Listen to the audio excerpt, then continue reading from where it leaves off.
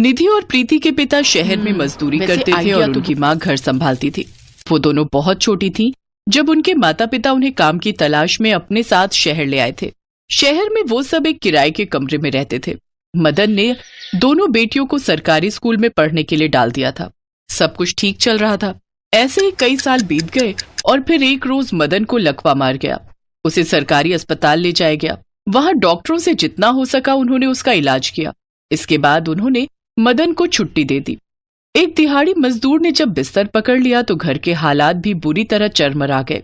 जो भगवान की मर्जी, अब उसके आगे किसी का जोर कहाँ चलता है।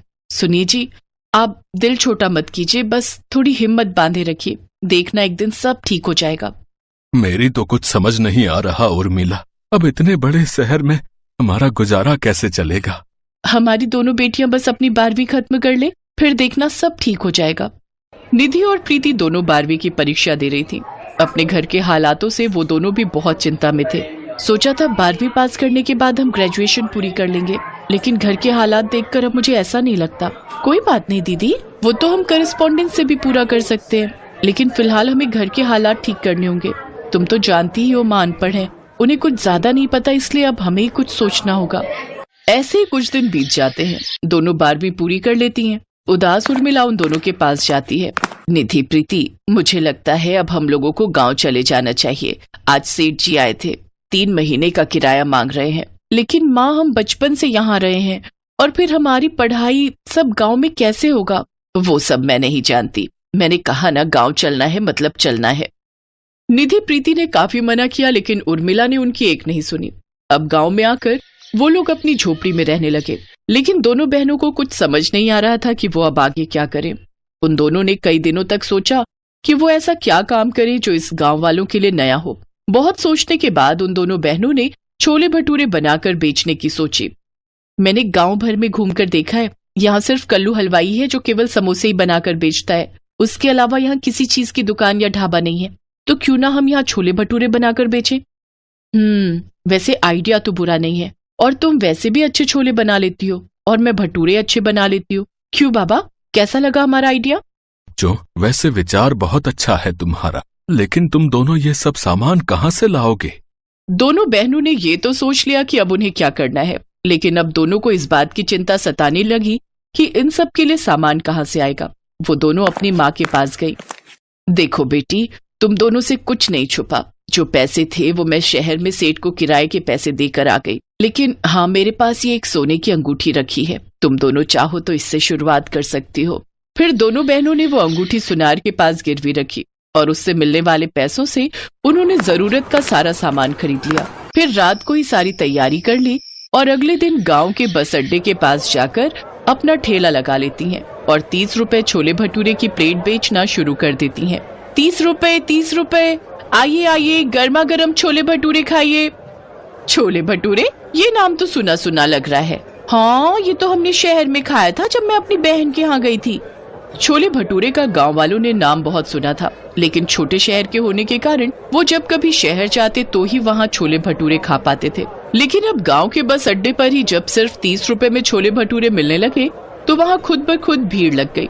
बस का इंतजार करने वाले लोगों और बस से उतरने वाले लोगों ने जब छोले भटूरे की दुकान देखी तो भीड़ लगनी शुरू हो गई। बहन, मेरे लिए भी छोले भटूरे की प्लेट बना देना।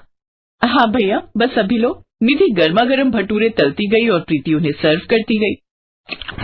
वाह बहन, क्या स्वाद है इसमें, मजा ही आ गया। ऐसा करो, 3 प्लेट पैक भी कर दो। घर में माँ, बाबूजी और मेरी बहन गांव के छोले भटूरे खाएगी ना तो खुश हो जाएंगे। वैसे मुझे छोले भटूरे बहुत ही पसंद है, लेकिन गांव में पहली बार भटूरे खा रहा हूँ। नहीं तो जब भी शहर सामान लेने जाता था तभी खा पाता था। लेकिन सच कहूँ तो ये तो शहर से भी ज्यादा लाजवाब और मस्त बने। शुक्रिया भैया, ये लीजिए, आपकी 3 प्लेट पैक हो गए और आपके पूरे 120 रुपए हो गए। जी ये लीजिए, धन्यवाद। वो लड़का वहाँ से चला गया। कुछ देर बाद शहर से एक और बस आई और उसमें से एक औरत अपने पति और 2 बच्चों के साथ उतरी। छोले भटूरे देख बच्चे वो खाने की जिद करने लगे। माँ, छोले भटूरे हमें भी खाने हैं। अरे वाह, गांव में भी छोले भटूरे मिलने लगे। बड़ी तरक्की कर ली गांव वालों ने। सचमुच, चलो अब खाकर देखते हैं। वाह माँ, कितने अच्छे भटूरे हैं, अब तो हम इस गांव में एक हफ्ता तो क्या 1 महीने की छुट्टियां भी बिता सकते हैं। चलो अच्छा ही हुआ, वरना तुम लोगों ने तो मेरी जान ही खा ली थी। सचमुच में माँ और दीदी ये छोले भटूरे तो बहुत ही अच्छे बने हैं। ये सुनकर निधि और प्रीति बहुत खुश हो जाती हैं।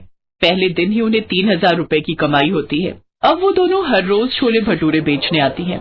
धीरे धीरे आसपास के गांव में भी वो दोनों फेमस हो गए। अब उनकी खूब कमाई होने लगी। ऐसे ही उन्हें 1 साल बीत गया। अब उन्होंने अपनी माँ की गिरवी रखी अंगूठी भी छुड़वा ली, तो वहीं अपने पिता का इलाज भी महंगे बड़े अस्पताल में करवाने की ठानी। बच्चों, क्यों तुम मुझ पर इतने पैसे खर्च कर रहे हो? तुम इतनी मेहनत से पैसे कमाती हो। अगर हमें कुछ हो जाता तो आप भी तो हमारा ख्याल रखते ना बाबा। हाँ बाबा, अब आप हमारे साथ बड़े अस्पताल चलोगे और अपना इलाज करवाओगे। जब मैंने शहर से गांव आने का फैसला लिया तो मुझे लगा कि कहीं मेरा फैसला गलत ना हो, लेकिन आज तुम दोनों की काबिलियत ने इस माँ का सिर गर्व से ऊंचा कर दिया। तुम दोनों तो बेटों से भी बढ़कर हो हमारे लिए। हमें फक्र है कि तुम दोनों हमारी बेटी हो। उस दिन के बाद उन दोनों ने कभी पीछे मुड़कर नहीं देखा और दोनों बहनों ने दिन पर दिन खूब सफलता हासिल की।